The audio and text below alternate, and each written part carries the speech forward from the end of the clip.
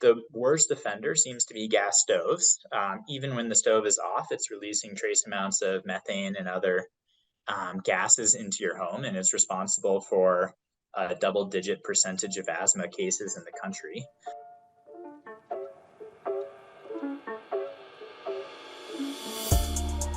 Welcome back to the Clean Techies podcast, where we interview ClimateTech founders and VCs to discuss all things building and investing to solve the biggest challenge of our generation, climate change. This is episode 81 of the show. I'm your host, Silas Maynor. Thank you for joining us on today's episode. Before we get into the details of the episode today, a quick note for any founders listening. If you are a founder in the space seeking funding or looking for partnerships, please do reach out and we will make any intros that we can. And a big thank you to NextWave Partners for sponsoring the show. NextWave are experts in talent acquisition, recruitment, and retention across the climate tech, renewables, and ESG spaces globally. So if your team is growing or you're looking to make a change in your career, please reach out to NextWave at next-wavepartners.com or reach out to one of their consultants directly via their LinkedIn page, and they will be glad to help. All right, let's get into today's episode details. So today we are joined by Dr. Richardson, the co-founder and CEO of Elephant Energy. Dr. started his career in ClimateTech Fund for about 8 years, then eventually left to scratch his entrepreneurial itch and build a climate tech startup. After about 2 years of testing ideas, he and his co-founder Josh Lake ended up landing on Elephant Energy, where they are removing the friction of electrifying homes. So kind of a few things that we talked about on today's show are their product and the benefits of having their product. An interesting one that I found in that section was the health benefits of what they're doing. We talked about how they got started, the challenges of being a climate tech founder. We also talked about his experience fundraising for the company. I think that could be interesting for people seeking fundraising. And then we talked about the talent challenges as well.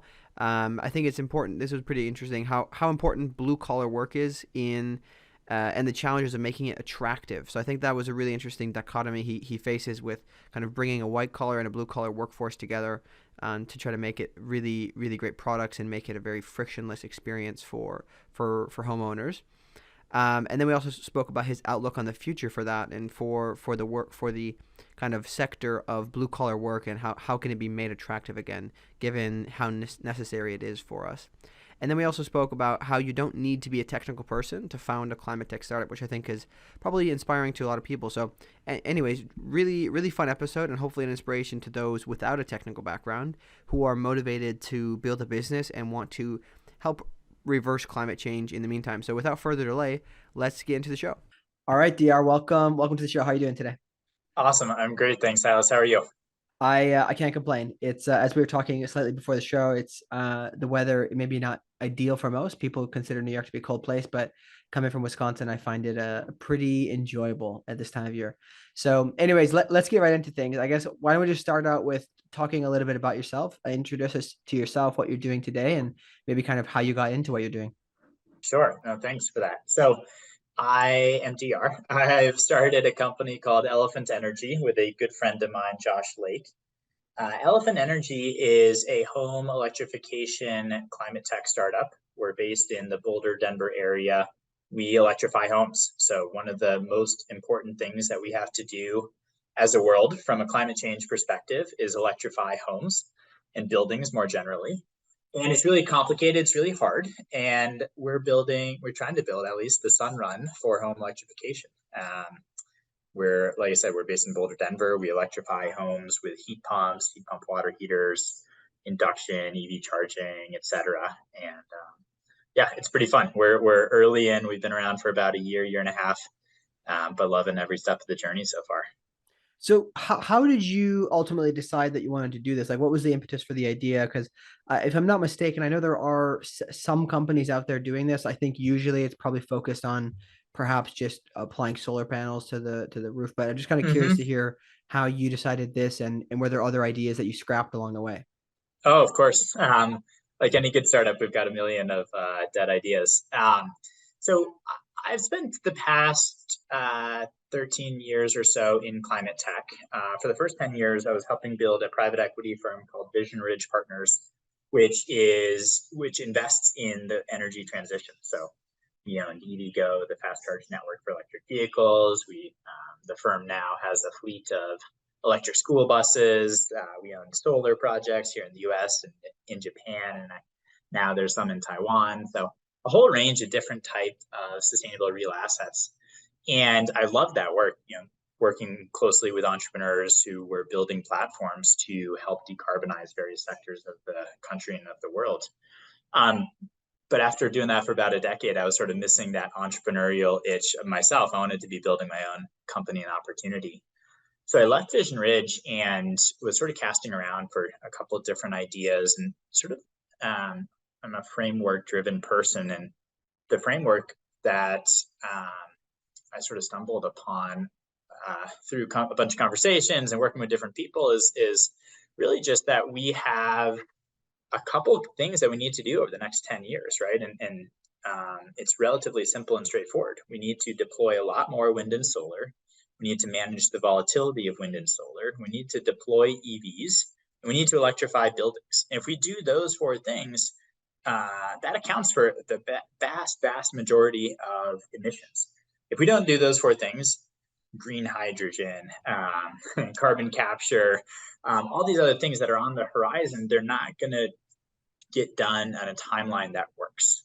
So really, those first four things that I mentioned are really important and impactful over the next 10 years at least. And as I sort of went through those four things, it sort of felt like, man, the building electrification, how you decarbonize buildings, is the one where there's really, it feels like the laggard. There's not enough money going into it. There aren't enough talented startups going after the opportunity. And I had this good friend, Josh, who, I've worked together a couple of times over the years. We worked together our very first jobs out of college. He was our COO at one of our portfolio companies at Vision Ridge, an incredibly talented, operationally minded guy, who has a very strong complementary background to my own. And so we sort of felt like, man, this is the opportunity to go after. So we started a year and a half ago. We threw a bunch of different ideas against the wall. What we're building now at Elephant is the one that saw the best product market fit. But we certainly have our fair share of failures along the way. Mm-hmm. So what were, I guess, maybe some of the process of how, especially with something like this, because I don't know, would you classify this business as mostly a service business or as a hardware business? It's not a hardware business. It's somewhere in between a tech-enabled services business and a software business. Okay. Right. So go ahead. No, I was just going to say, like, because of this nature of this business, it's not like strictly software. What was the, I guess, process like to go and check product market fit for your other ideas, and then especially for this one? And why did you decide on this? And like, why was the product market fit there? What were some of the signs that you saw? So the energy transition fundamentally is an atoms transition. It's a bits enabled transition, but it's an atoms transition. We have to fundamentally replace trillions of dollars of hardware, steel in the ground through all these different sectors. We have to put in solar panels and wind farms. We have to deploy EVs. We have to deploy heat pumps. And so the ideas that always have been more interesting to me are the ones that are really doing that, are really making that atoms level transition. And so for me, the supposition was always that I was going to be doing something on the atoms side of things. My background's not in software. That's not where I would say I have an outstanding ability to build a new venture there. So there's sort of the supposition of how do we build something in the atoms space, where really that's one of the key levers of decarbonization. Some of the other ideas were around how do we provide green electricity to homes? And then once we have that relationship with homes, how do we help consumers make the right choice for their homes around what to electrify, when, and how?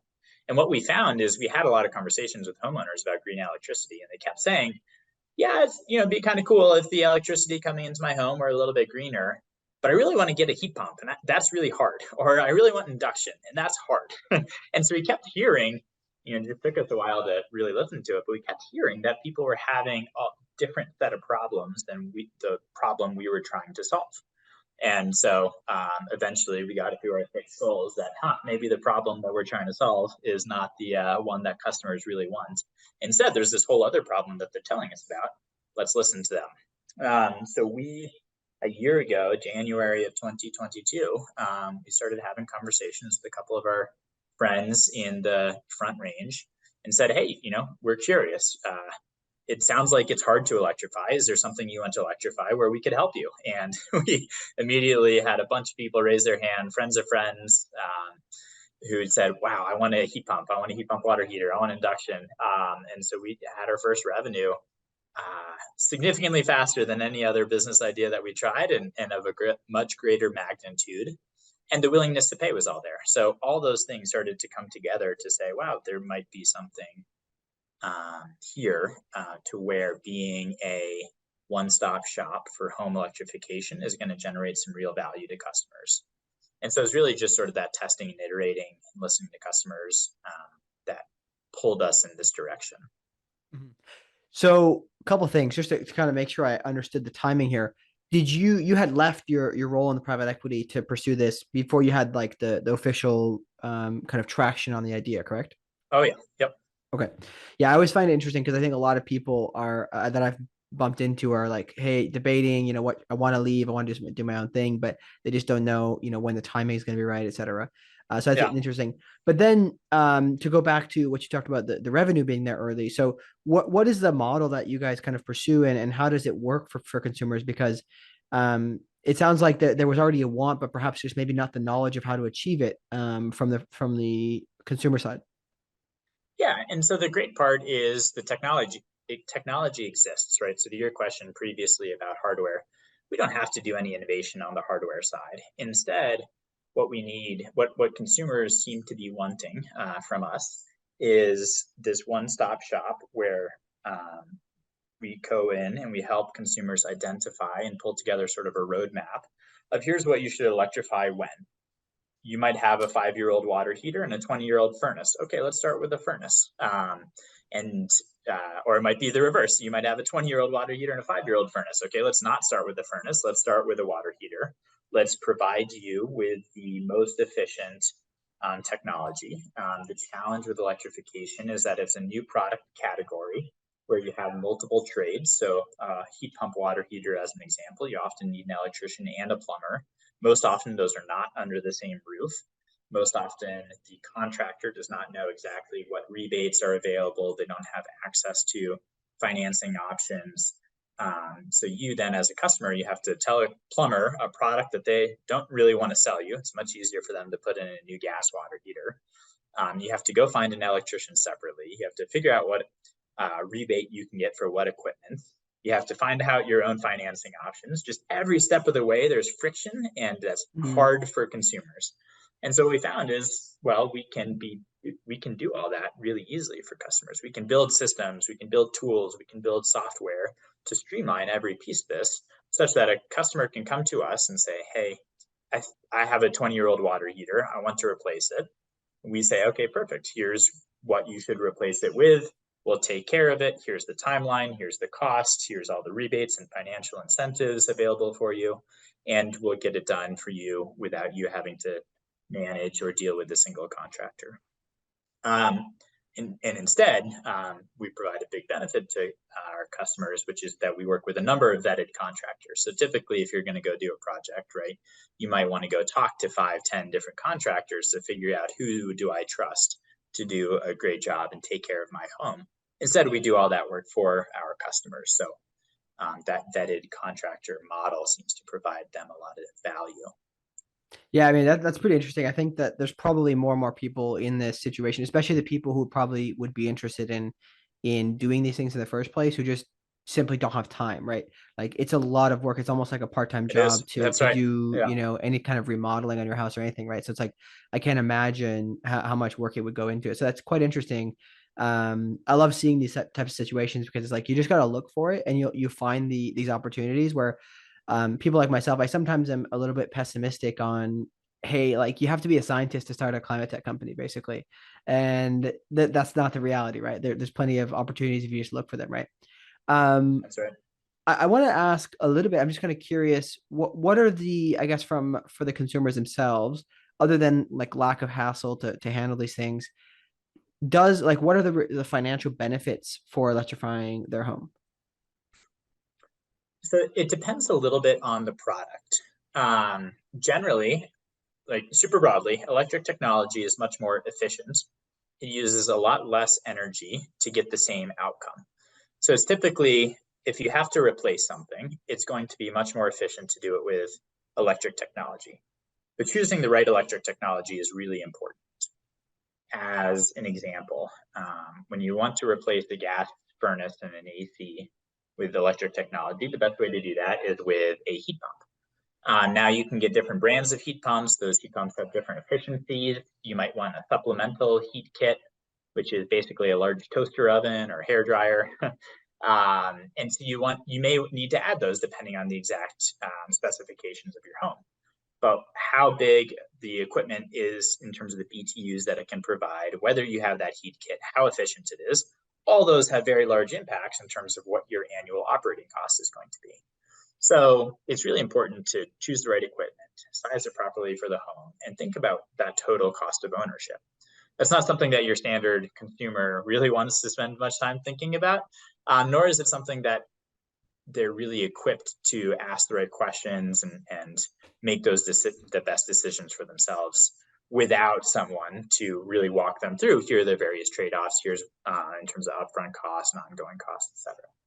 So long story short, electric technology is way more efficient as long as you design the system properly for the exact specifications of the home. Especially with gas prices over the past couple of years, which have really doubled or tripled in many areas, consumers are going to see savings Mm-hmm. for replacing their furnace, for replacing their water heater, for replacing their gas stove with an induction. Yeah, and I think that makes a lot of sense. I mean, obviously, it's a process that people are starting to get the hang of it and start to kind of take on to this idea. One thing I feel like is probably relevant here, I'm not totally sure, is what about the quality, mainly from a health perspective? Like, what are the health benefits, if you know of any, for having a home that's run on electric equipment? Yeah, so that's been the really interesting things. So when we started this business, we sort of thought, okay, there's a very clear climate impact, there's a good cost impact, and then there's two really interesting things that we've learned over the past year that we didn't realize before. One is that electric technology is actually a lot more comfortable. So a heat pump, as an example, is going to run at a much lower average temperature when it's providing heating. But that means that it actually is the air is flowing through your ducts much more regularly, which provides a much more even heating and cooling across your building. So in a lot of homes, when we talk to customers, they might have really cold bedrooms or something that's really far away from the ductwork, might be super cold in the winter, super hot in the summer. But by having a heat pump, you actually get better airflow. So you get a much more comfortable heating and cooling experience. The other part, as you mentioned, is air quality. Well, when you're combusting gas in a home, we're just now realizing, and I think some very smart people realized this probably decades ago, but the rest of us are just catching on. Well, guess what? It has a bunch of bad side effects in terms of um, basically releasing poisons into your air. The worst offender seems to be gas stoves. Even when the stove is off, it's releasing trace amounts of methane and other gases into your home, and it's responsible for a double-digit percentage of asthma cases in the country. Um, Furnaces, water heaters, in theory, they're sealed combustion. Very oftentimes they're not when you bring air quality monitors into people's homes, and the data's not always super exciting. So the switch to electric technology has had these two huge side benefits in terms of comfort and air quality indoors, which we didn't know about a year ago, but we are super excited for all of Mhm. our customers who are electrifying. Yeah, I think it's interesting. And anytime you challenge the status quo, sometimes like when you do get to the other side of it, you're like, wow, like why didn't we think of that sooner? Like that should Right, have been right. pretty obvious. But could you speak just a little bit to the integration process for, for somebody who signs up for this service? Like what does the timeline look like? How seamless is it, et cetera? Yeah, so it really depends on a number of different factors. our goal as a business is to create the best customer experience that we can. And for some customers, that's going to mean, hey, I need to replace my gas furnace with a heat pump, and I need to do that in the next week. And so we can do that. It's a little bit of a scramble, but it's totally possible. For other customers we've had some customers last year who said, look, I'm very interested in getting a heat pump water heater. My water heater is old. It doesn't need to be replaced tomorrow. So in fact, I want to wait for the best financially opportune time to do so. And you've probably heard about the Inflation Reduction Act, but it's passed into law last year. It's the single largest investment in the U.S.'s climate infrastructure ever. It's a massive green, it's not the Green New Deal, but it accomplishes many of the same things. And there's a huge amount of tax credits and rebates that are coming out this year and next year as a result of that. So we had some customers who signed up with us last year who are just getting installs this year because they wanted to wait for the best financial outcome for them in their home. So short story, we can do some of these projects in as quick as a week. Sometimes it takes many months if you're trying to optimize the financial outcome for your home. Yeah, interesting. I think obviously that ability to be flexible is quite interesting. I think a lot of people they want to hear that there's maybe perhaps a one key way to do everything, but there's a lot of different situations that people need to be flexible to. I think flexible business models are hard to run sometimes because of the operational challenge, but it's obviously quite beneficial for customers. One thing I'm just kind of curious about is on your model is how do you hire internally all these contractors, or do you work a lot with these external kind of a network of them? And then if that is the case, are there benefits to contractors? Because you mentioned earlier that they might not want to install these things, and then perhaps they have a change of heart after they see how these things work. I'm just kind of curious to see if there's any shift you see there. Yeah, no, those are a great set of questions. So right now, our model is to work exclusively with vetted contractors. We do a lot of work upfront to vet our partners who are in the field. We spend a lot of time diligencing them, understanding their systems, understanding their processes, understanding their experience level, especially with the equipment that we are asking them to install. We have a rigorous commissioning process and feedback loop with those contractors. So every install, we're hopefully making them a little bit better as we collectively are on a path for improvement. And so that's our model right now. There's some huge benefits for that model. There's also some challenges, so stay tuned. We may be thinking about is that the right long-term business model? But in the short run, that's certainly the business model. And the benefit for the contractors has been pretty interesting. Right now, most contractors are really, really good at installing projects. What they're not necessarily great at is finding new customers, figuring out which equipment qualifies for which rebate, working with different trades. So if you're an HVAC contractor, you don't have electrical in-house most likely. So if a customer wants a heat pump, that's kind of a pain for you to then go coordinate that with a different electrician. Supply chain is really challenging for a lot of contractors. And so what we found is our platform really enables them to focus on the things that they are really good at doing and get paid for that at a great rate, and not spend any time on the things that they're not great at in terms of that customer service, in terms of that equipment, supply chain work, answering questions about rebates and financial incentives. We make their lives a lot easier with our platform and with these installs. So that's the benefit that we've been sussing out so far is reliable income with way less overhead. Like I said, there's some challenges to that model. We're working through them and trying to figure out if this is the right model for scale. But yeah, I always find it interesting because I come from obviously from Wisconsin, and I grew up working for my dad in his cabinet shop, and I've interfaced with a lot of kind of blue collar workers, and I usually I know the tendency, like they have a lot of like their kind of things and how they run their businesses, and it's more so that they're tradespeople, like they know how to do what they do, and they're usually very good at it, but they may not be great at customer relations or other things like that, right? So I think I really find it fascinating when you kind of fuse these two things together, because it is a challenge, but there's a lot of benefits to be had when people do what they do best and then kind of leave the rest to somebody else. That's right. Out of curiosity, this might, I'm not sure if you have thoughts on this or not, but do you foresee that when we go back to thinking about the health benefits of having an electrified home, do you think that at some point insurance companies will start to pick up on this when they're, giving out rates either for like health insurance or life insurance, things like that? Is this something that you foresee or have any kind of run-ins with as you've been building this out and noticing those benefits? Haven't run into that yet in terms of insurance companies being more thoughtful about the health risks associated with uh, methane burning appliances in people's homes, but it feels like they're one of the insurance industry in theory, I think, should be one of the smartest uh, groups out there in terms of understanding um, well, as you said, the health impacts of a lot of this stuff. So I wouldn't be surprised if they're starting to think about it and Mm-hmm. understand how that then filters into risk for them. Mm-hmm. Yeah, I think it'd be interesting. I mean, I think if I'm not mistaken, I believe Tesla ended up creating their own insurance company because the fact that they could have better data, on safety and things like that. So I wouldn't be surprised if this starts to play a role. I worked in insurance in the past, so I had some kind of insight into what they did. It would be interesting.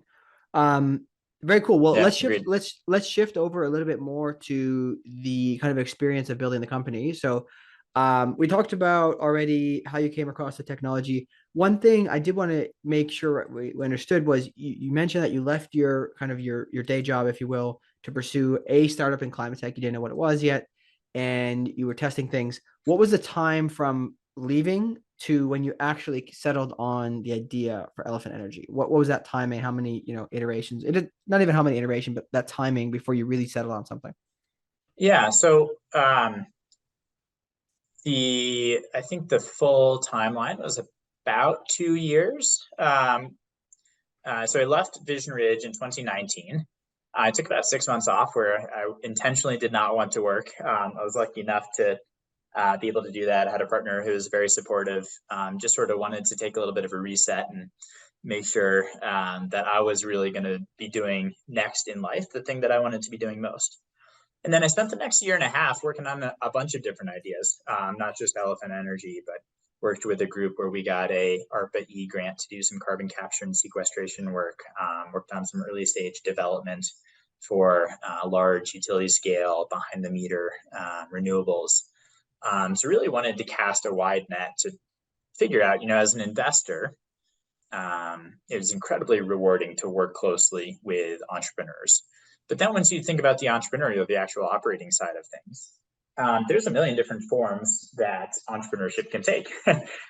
Project development looks very, very different than a manufacturing company, which looks very, very different than a tech-enabled services business, which looks very different than a software company. And so I wanted to throw a wide net and really understand what was going to provide me the most intellectual fulfillment and personal gratification, I guess I'd say. So I spent about 2 years working with a couple different groups. It was really fun to explore a bunch of different angles. And all that work is really what led to Elephant, sort of that opportunity to test a bunch of different things and learn more about myself and what was going to be the right fit for me and what did I get most excited about to wake up to every morning. Plus, there was COVID, and that always Mm-hmm. is a little bit of a rocky. That was a rocky road for everyone. So, Mm-hmm. um, Yeah. How did your time in private equity inform your decision making process? Because I would assume that there might have been some level of, if you do due diligence for a living, you're going to do due diligence before you start a business, right? So I'm just kind of mhm. curious what that experience, how that informed your decision making process and starting Elephant.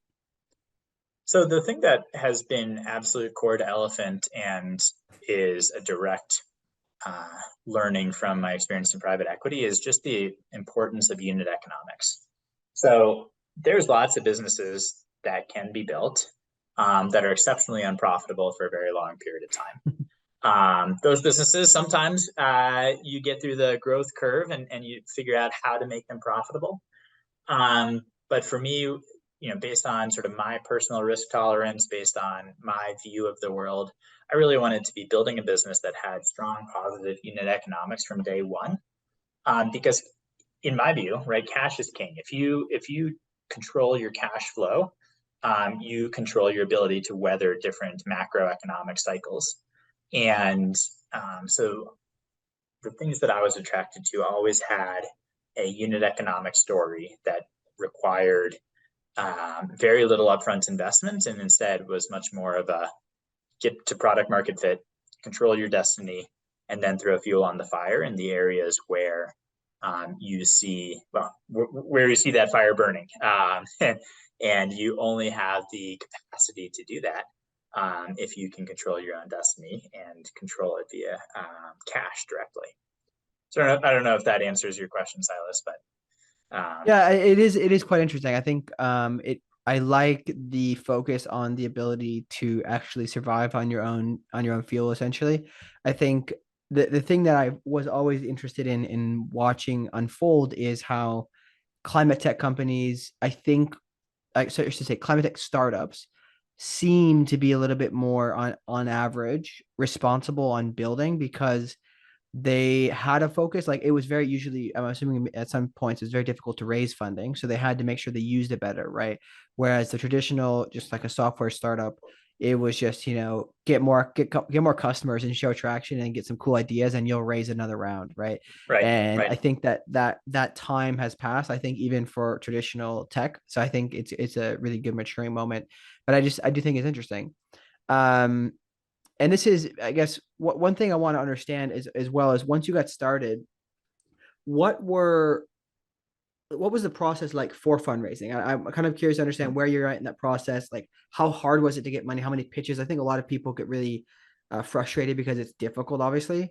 But maybe some of your advice to others for that process, and then some of your experiences there, and the way you look at it, perhaps if you do it differently than most do.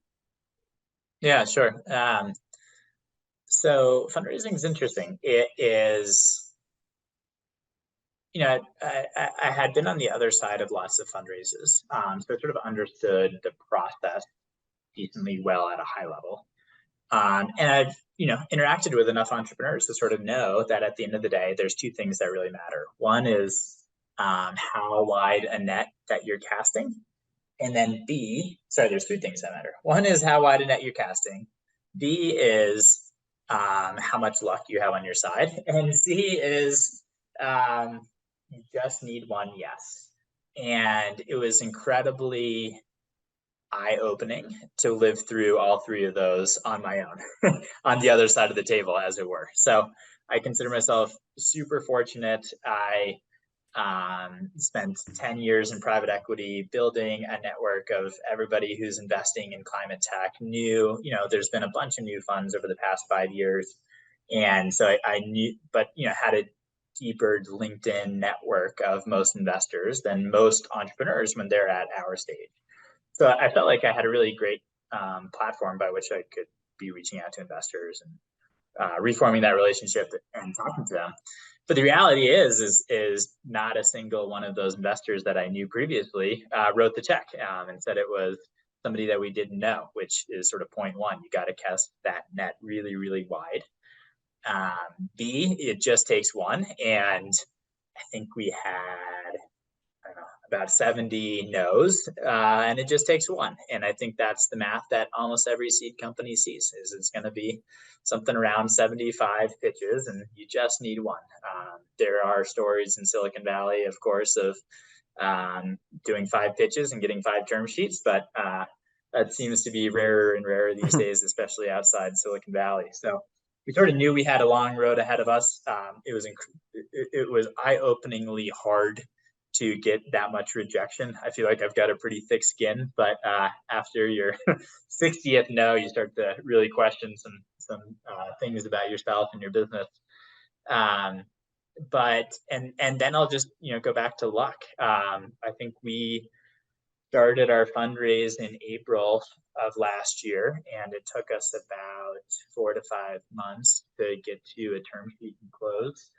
And is a really tough fundraising market, and I consider ourselves incredibly lucky to have been able to pull, I don't know if it's a rabbit out of the hat, but to be able to partner with a group like Building Ventures on this round.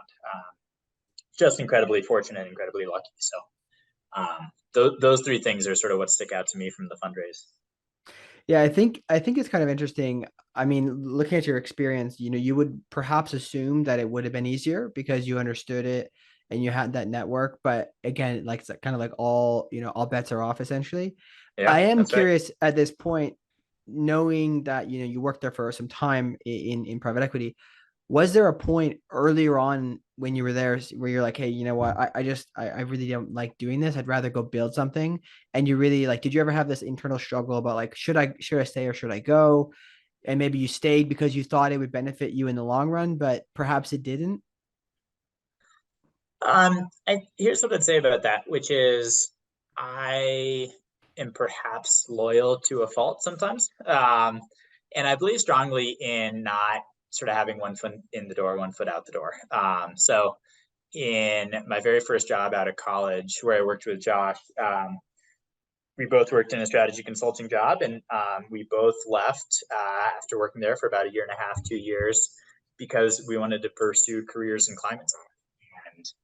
And I won't speak for Josh, but I sort of felt very strongly then and continue to like, I want to move on from the thing that I'm doing and not waste their time or money, and instead go actually make a run at something. I think finding an opportunity and testing and iterating, it's a full-time job. It's not something you can do that I felt like I could do on nights and weekends. Some people might be lucky enough or smart enough to do that, but I found it's much more elbow grease Mm. of a full-time thing to be doing that. Yeah, interesting. I think that it is something that a lot of people talk about, like side hustles and stuff like that. And I'm Yeah, sure there are probably some examples. I just don't feel like Climate Tech has a whole lot of side hustle opportunities. It's gotta be a full-time thing, which I mean, there's another problem that can arise is that some people just can't afford that, right? They have to provide for yep, their totally. family, so they can't take that opportunity, unfortunately. But I do think it's interesting to see that perspective, and probably there's a lot of compounding results when you are just focused on one thing and you're really, Hmm. really dedicated to that thing. So I think that's interesting perspective. Um, I am kind of curious, a lot of people obviously you're doing it seems like the company's doing very, very well and things are there's probably challenges here and there still, but usually people like a good story and they like to see the successes, but could you maybe tell any stories about if there was times where you were like, oh man, things are going wrong. I don't know if this is the right thing. Like some of those times, kind of like the Elon Musk story of how they almost went bankrupt, like anything like that you want to share with people so that they understand like the challenges behind getting to where you get. Well, like I say this with the benefit of hindsight, but we had, I don't know, 3 or 4 different business model ideas before we went with the one that we're working on now. And it's incredibly humbling to say, hey, I've been working in climate tech for a decade.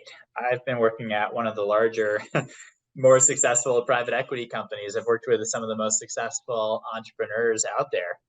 And I know exactly what it is I'm going to build. And then to bring that vision to customers and just basically get apathy, it sucks. And so it's a real, yeah, there's a good amount to start a company to want to change the world. You have to have some hubris. You have to believe that you can come up with a better idea than other people to do something that nobody else has figured out yet. And then you also have to be humble enough to listen to customers and say, am I going down the right path? Is what I'm building actually delivering real value to customers?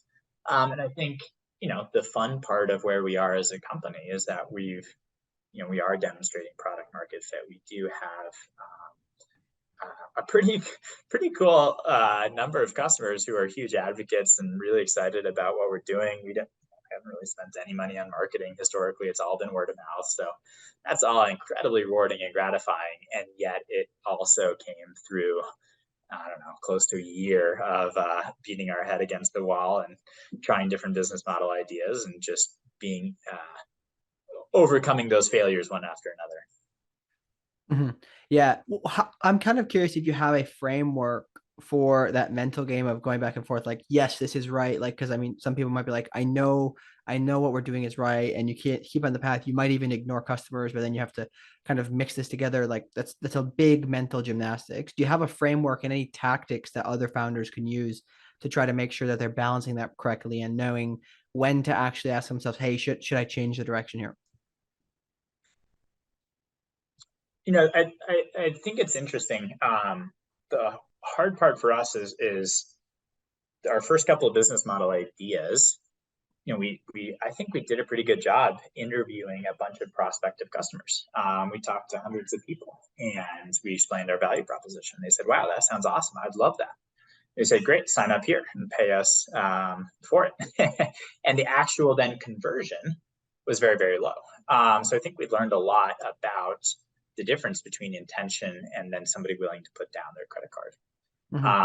And so I think that's for us what's been something that we've tried to follow is you can get all sorts, and I think this is sort of obvious, but you can get all sorts of people saying, "Yeah, I'm totally into what you're building," and it's really only when they put down their credit card and say, "I will pay you for what you're building," that you learn whether you have something that's of true value to them.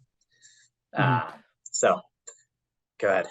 Yeah, no, I think it's fascinating. I mean, one book a mentor of mine had me read at one point. It's called The Mom Test, I think, and it Okay. talks about doing that where because if you ask certain people, they're probably just going to say, yeah, you got a great idea, or maybe they even are genuinely like excited about it. But it's like doing that testing of will Mm-hmm. somebody actually give me their credit card details, even if I'm not going to charge Right. them for anything real yet. Like, will they actually buy that $1 widget or whatever? Yeah. I think something I try to think about, and I hope that I'm sure there's plenty of good solutions out there for climate tech startups to find that, especially when they're in hardware, right? There's like massive upfront Right. investment, is to Right. find ways to test it before you go after That's it, right. because you got to figure out that if there's going to be somebody to buy it on the other end once the manufacturing is done, right? And that Right. bill's been paid. Um, what about talent? What is talent like from either internal or the contractor's perspective? Like, what are your thoughts on the challenges there, and how do you look for it? Is college education important, et cetera?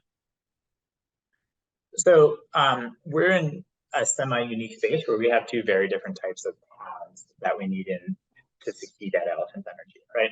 The first one is your standard corporate or standard from yours and my background, standard call it white collar work, sales, operations, software, project management, finance, et cetera. Many of the sort of white collar opportunities that we know. We also are building a function that requires very heavily skilled in-field labor, much more of a blue collar type work. That's across electrical and plumbing and HVAC, and drywall, all sorts of different trades that we find ourselves in. So the talent pool for both of those is very, very different. Talent pool for white collar workers is great in that we're at a point where climate tech is incredibly in vogue. There's lots of people who want to transition their careers into climate. We're also at a place of close to peak employment. So finding people is very tough, even though people want to get into this space. And then there's a whole different ballgame on the blue collar side of things where climate change is less of a aspirational top five thing that people are working towards in their lives. It's much more about ensuring that there's food on the table, ensuring that they're producing a great outcome for whatever trade that they're in. And it's very different in terms of how you hire, how you source talent. And, like I said, we're not hiring blue collar internally, but we are working closely with our partners to ensure that they're sufficiently staffed and trained to be able to service the volume of projects that we have coming down the pipeline for them. So that's broadly, it's two very different talent games, if that makes sense. And then, within the various aspects, you have all the same hiring challenges as you would at any other company. Sales, how you hire and screen for sales looks very, very different than how you hire and sell for project management, but that's not new or unique to you at all, I'm Mm-hmm. sure. Yeah, no, it's pretty common. I'm always fascinated by the blue collar side of things because I think that coming from that kind of background growing up, they just, like you said, there's no necessarily interest in trying to like get into climate per se. Maybe there Yeah, is some sort of underlying, but that's definitely not their key focus. right. Um, and I find it interesting to see, how you guys will continue to do that and try to source these people. Um, I'm assuming at some point they start to maybe kind of transfer over to see like, hey, this is how it's going. But there's another side of it, which is companies like yours are doing a quite interesting job of upskilling people into climate, because there's a lot of these blue collar workers that are probably deciding on how they vote based off of what they think their job security is, right? Because a lot of times the unfortunate truth is that innovation can sometimes bring change, which people may not know how to deal with, right? And they're just Yep. afraid. So I think it's an interesting challenge that we have to face and like kind of collectively work together as a country to solve those things as that transition takes place. Yeah. Um, Well, and to your point, right? Uh, um, a lot of the people within Elephant Energy, they think of themselves as climate um, workers. They're climate workers. They put their careers and jobs towards climate, but they work in sales, they work in operations, they work in mhm, software. And yet, all of the installers, the people who are actually doing the work to install heat pumps and heat pump water heaters, they don't see themselves as climate workers.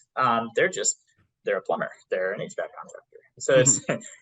I think you bring up a fascinating point, and the trades will be really interesting to see how it evolves because there is a massive labor shortage within the trades. There are not enough skilled workers, electricians, plumbers, HVAC, and yet for the climate transition to happen, we need to bring many, many more, millions more workers into those trades, and it doesn't necessarily need to be pitched as a climate job, but at the end of the day, it is a climate job. So it's sort of a fascinating macroeconomic uh, trend that we'll be seeing, I think, which will be interesting to Yeah, observe it. I just honestly don't know how we can make it happen without the tradespeople, and I think that Right? No, we can't. the trades are considered to be kind of like unsexy at this point. But it's like I do wonder that if there's a role for ClimateTech, which is usually very closely related to kind of this ESG in general, which is the S part of that, so focusing on the employees and other things Mm-hmm. around the social side. But if there's a way to elevate the kind of the blue collar workers to a status where it's actually something that many people are more excited to be, right? They can make a better living than they Mm-hmm. would formerly, right? And I think that I really do see the climate tech, and I guess you could say revolution, if you will, as playing a role in making it sexy again, if you will, or making it Yeah. something that's desirable that people want to go towards, right? And then they're not trying to escape, the life of their parents, for example, right? So I think Right. it is a really big challenge, and I'm fascinated to see how Yeah. it plays out. Yeah. I think you're completely right. And I think the group, My Climate Journey, has been doing a really interesting set of work around interviewing particularly skilled laborers in the climate transition. And it's been sort of fascinating to hear a lot of their stories who, I think it's a very small but growing percentage of workers who do see themselves as enabling the climate transition. And you're absolutely right. We can't do it without a much larger, more focused group of blue collar workers. And so continuing to surface those stories and continuing to give meaning to it, I think can only benefit us. Hmm. Yeah, there's one other thing that does come to mind, especially with rural, like for example, rural Wisconsin. Right? There's a lot of these people who aren't. There are parts of the country that are not focused on white collar jobs, but those people Totally. are the same people who tend to be very, very skeptical of climate change because they say, oh, that's just gonna take away jobs. And if you can prove that that's not the case, and we're conscious of that, and we're making it better for the future, actually. And of course, who doesn't want a cleaner, more healthy environment, right? I know Mm-hmm. a lot of these factories are not exactly the greatest places to spend 8 or 9 hours a day.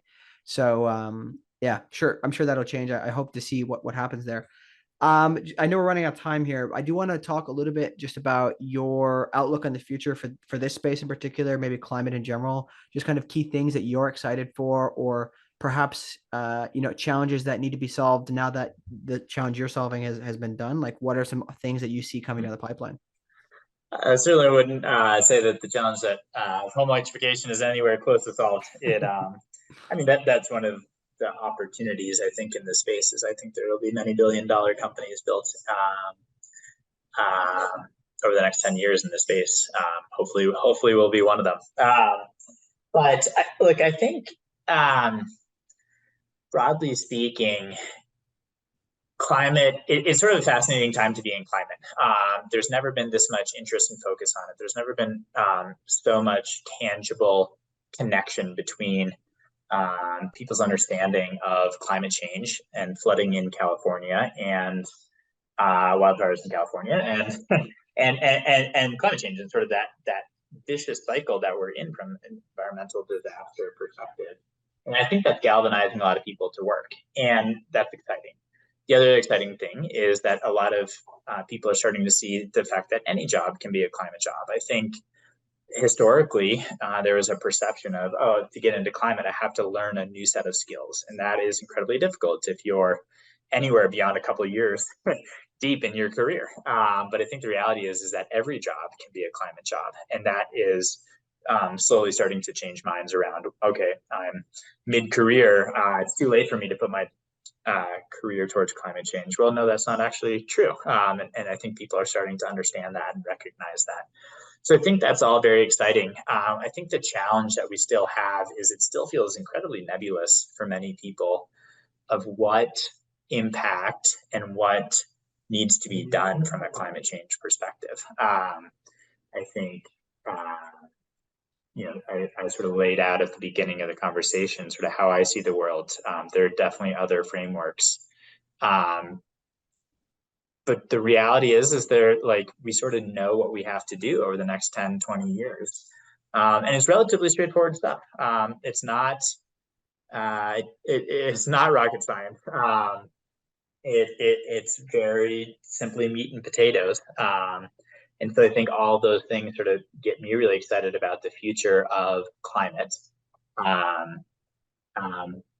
But that does not in any way mean that we don't have a massive amount of progress, right? I think we just all probably saw the news today that 2022 emissions were the highest on record. So for all of our talk and for all of our progress, we're still not making enough progress. So there's a little bit of yin and yang going on, some positives and some negatives, but overall, I'm incredibly optimistic about the opportunities ahead of us as a business. I'm incredibly opportunistic about all the attention around climate and climate change. And I'm incredibly excited about all the talent that wants to be transitioning their careers and be putting their formidable skills into something a little bit bigger than themselves. It's all very exciting to me. Yeah, you can't exactly talk climate change away. You have to do something about it. You can't just write software to reverse climate change. So I think that's right.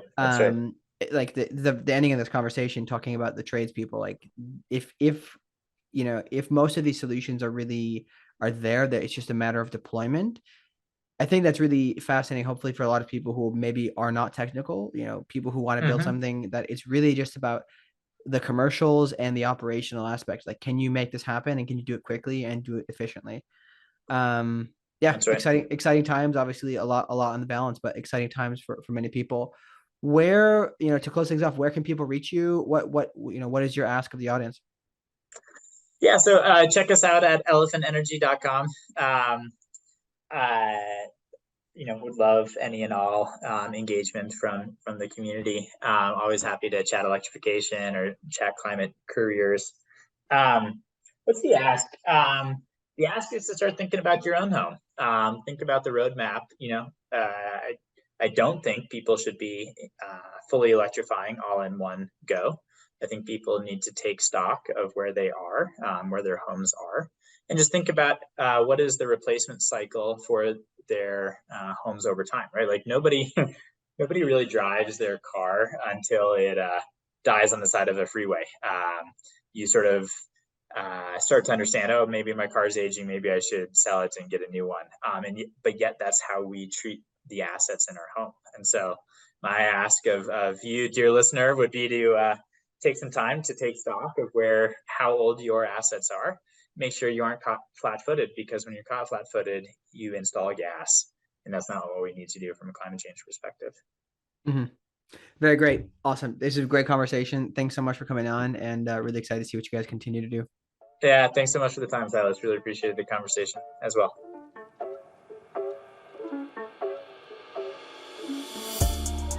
All right, thanks for listening to today's episode.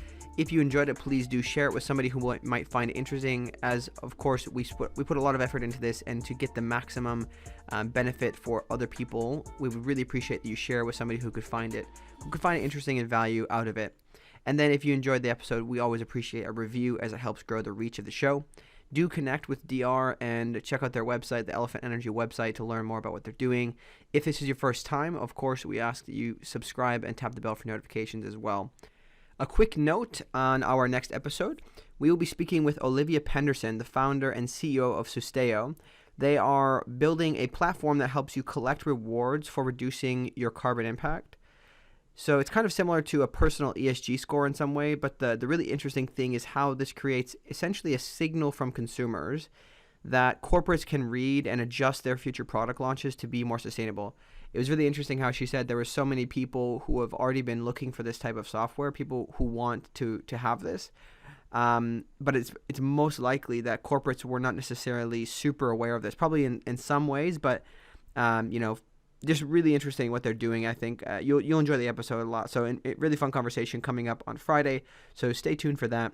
And thanks again for joining us on Clean Techies, the podcast. We will see you next time.